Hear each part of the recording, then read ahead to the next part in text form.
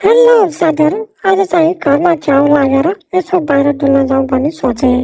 बाहिर जानको लागि तयार भएँ र त्यसको लागि जुत्ता लगाएँ। जुत्ता लगाएर बाहिर जान तयार भएँ र ढोका खोलेँ। त्यसपछि म बस चढ्न बस स्ट्यान्डतिर लागेँ र बसमा चढेर आफ्नो साथीकोमा लागेँ। 5 मिनटको ट्राभलपछि बसबाट चढेँ र साथीकोमा जान अलि हिँडेँ।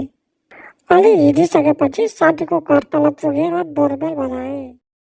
साथीकोमा पुगेर त्यहाँ अलि बसेँ र चिया पिउन पनि म र साथी बाहिर निस्क्यौँ र चिया पिउने ठाउँमा पुगेर चिया पिउँदै हामीले गफ मार्यौँ। हाम्रो चिया गफ सकेपछि म र साथी त्यहाँबाट निस्क्यौँ र घरतिर लाग्यौँ र साथीलाई अगाडि छोडेर म हिँड्दै घर आएँ। 20 मिनटको हिँडाइपछि म घर आइपुगेँ र आफूलाई अलि ऐनामा हेरेँ र यसरी मैले आफ्नो दिन सकाएँ।